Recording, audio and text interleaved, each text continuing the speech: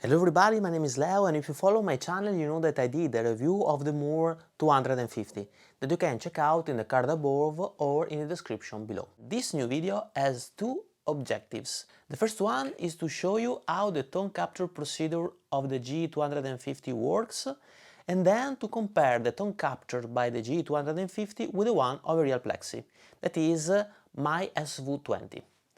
In order to do a fair comparison, we will use the same IR for both the GE250 and the Plexi inside my digital audio workstation, that is an IR of a Greenberg loaded in the Torpedo Hollow Sound plugin, this one, so that no sound difference is coming from microphones or speaker cabinets. Furthermore, I would like to capture the sound for which I think the Plexi is famous. I mean the one with the 2-channel jumpered and the volumes maxed out. The arguments we will go through are how to connect the G250 to the amp you want to capture and how the capturing procedure works. Then we will hear the results comparing the sound captured by the G250 to the one of the source amp. Also verifying how the dynamic range of your guitar and your playing is going to be handled by the G250.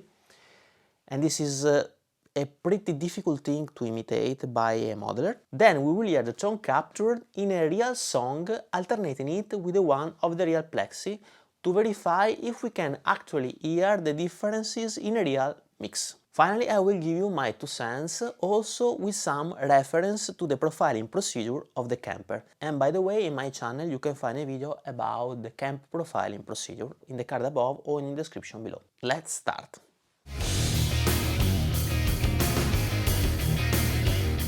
The connections of the tone capture procedure are pretty straightforward. You need just your guitar, the G250 and your amp. Your guitar should go in the input of G250. The send of the FX loop of the G250 goes into the input of the amplifier. The send of the FX loop of your amp goes into the return of the FX loop of the G250. Finally, the left output of the G250 goes into the return of the amp. Basically, this is a 4 cables method connection between the G250 and your amp. We will do now together the tone capture procedure.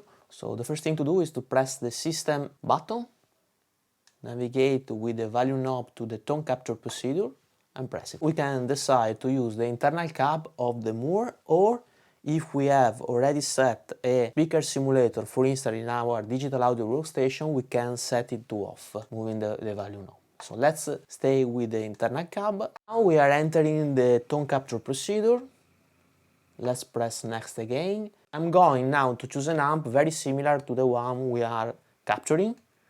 So let's use the Plexi here. Gain is at its maximum level, bass in the middle, mid a little bit higher, treble a little bit higher, presence like this, master at its maximum level. Master actually in a Plexi doesn't exist because it has actually 2 gain knob related to the 2 channels of the amp. Let's go to next. Here we can select first of all the slot in which we want to save the tone we are going to capture. Let's select the second slot. Now we have the possibility with this A and B foot switch to select the tone capture sound or the sound of the original amplifier. So now we can press the C button in order to start the capturing procedure. While capturing the sound, we need to play some chords with our guitar.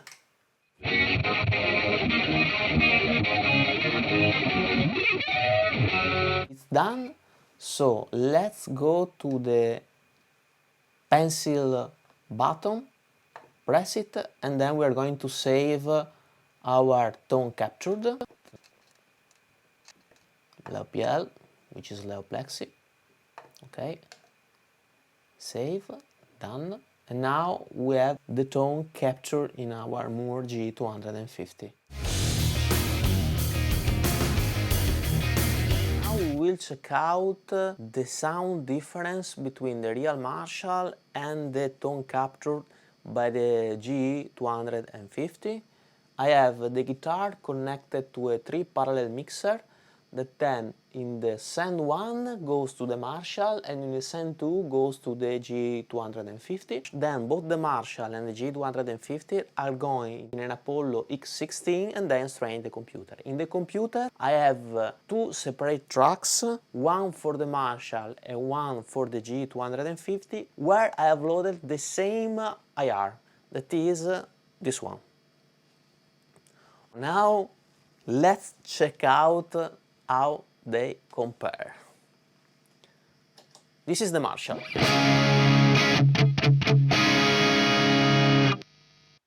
This is the G.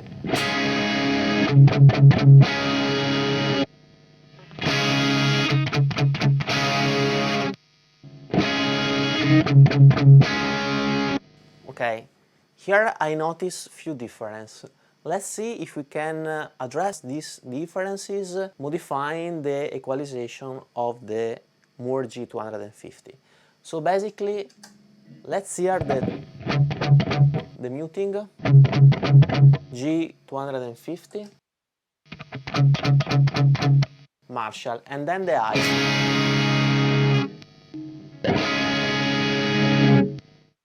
The G250 has more pronounced bass frequency and less high. Let's start compensating the high. Marshall,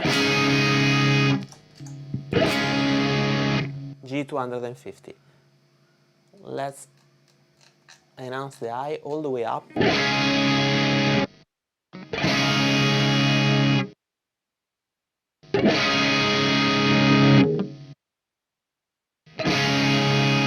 Now they have become pretty similar. Marshall, G,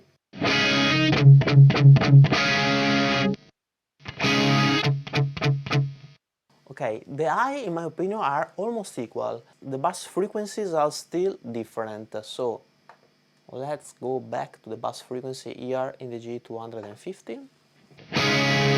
Marshall, Mooer,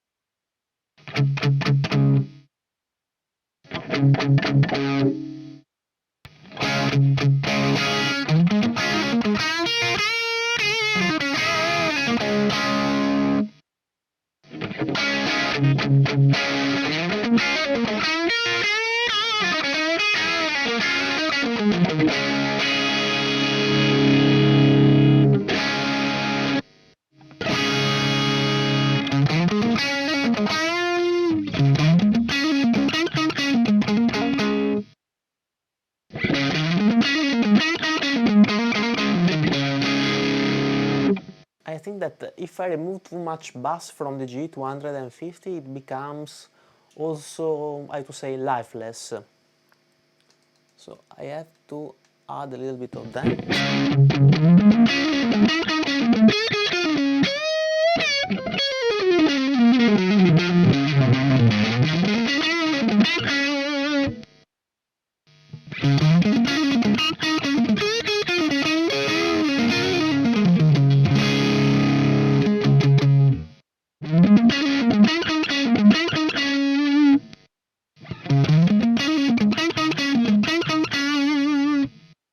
Now I think that we have reached a pretty nice result. They are not exactly equal, but pretty similar. It's funny to think at the difference between the G250 and the Strymon Iridium, because the Strymon Iridium was quite lacking in bass frequency, so I had to remove all the bass frequency from the Marshall.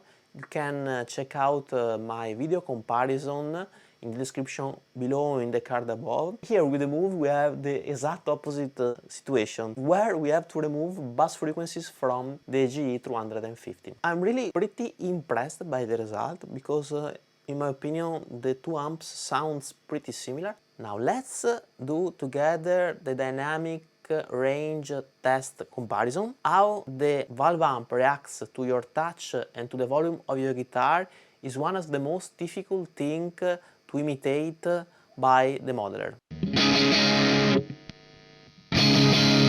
Let's put the guitar to 7.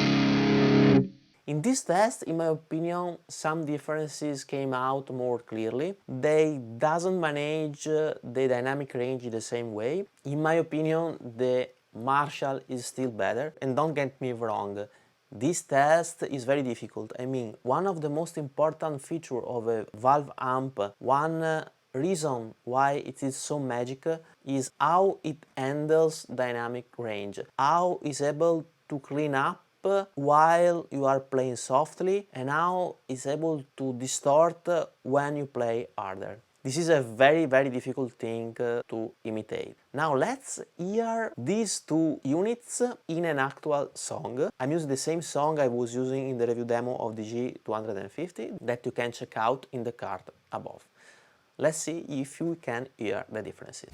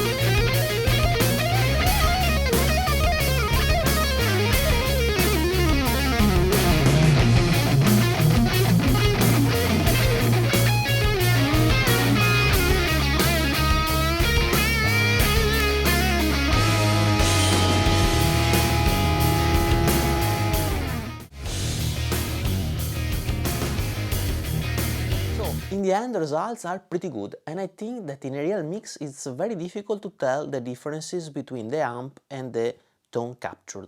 The management of the dynamic range of your playing is still something magically handled by the valve amps, and that the Mooer is not fully able to replicate, in my opinion, but we're gonna getting closer. In the end, I'm pretty satisfied with the result obtained, and this is another plus of the GE250. A little beast of a machine at a very small price for what it offers. Let me say you one more thing. In my channel you can also find a video about the profiling procedure of the Kemper profiling stage, link in the description on the card above, and I can tell you that they are pretty different. I mean, the procedure of the Kemper with the procedure of the G250 are pretty different. First of all, the profiling procedure of the Kemper, in my opinion, is a little bit more complex. But the most important difference is that with the Kemper you are profiling the whole rig. I mean, not only the amp, but also the cab, mic and the preamplifier of the microphone included. So you are gonna get more close to your original tone.